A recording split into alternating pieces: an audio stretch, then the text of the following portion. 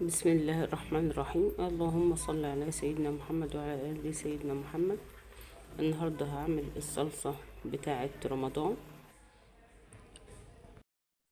الطماطم فيها كبير وفيها صغير، فالكبيرة انا هقطعها نصين، الصغيرة انا هقطعها بسكينة وهحطها زي ما هي. انا هعمل كمية 25 كيلو وممكن اكمل بعدين. اني رفعت الطماطم على النار هسلقها، ولما تستوي هضربها بالهاند بلندر. حطيت الكمية الأولانية في الحلتين وبقية الكمية حطيتها في الحلة التالتة.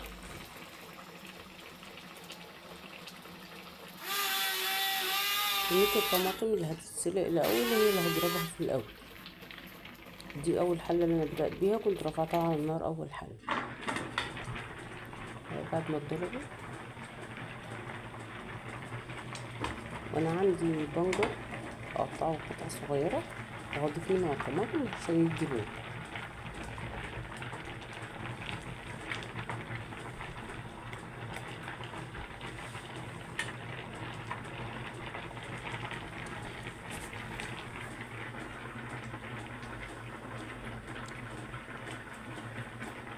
انا بحط حاجتين يضيفوا لون معايا، البنجر والبابريكا.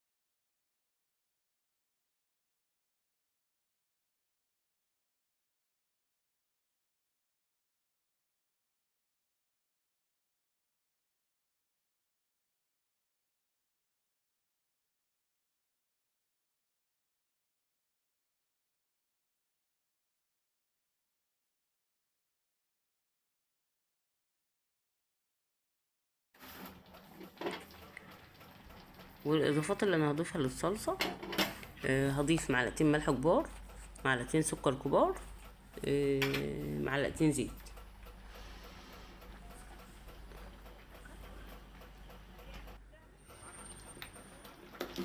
وفي هضيف الخل بس في الاخر بعد ما تتسبك كويس.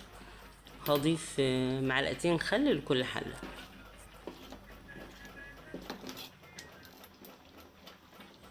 انا هضيف في كل حله من الصلصه معلقتين خل كبار، بيخلي الصلصه تفضل معايا وقت اطول.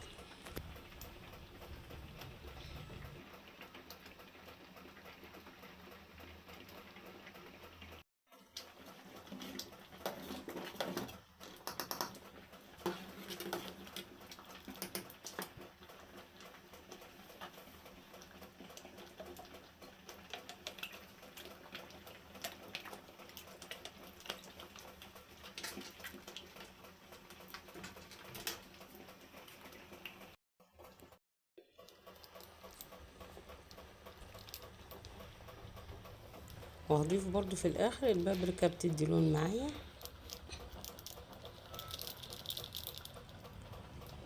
بس وبعد كده لما احس ان هي سبكت هطفي عليها واصفي الصلصه وابدا اعبيها في الاكياس بعد ما تبرد. يلا اشوفكم على خير، مع السلامه.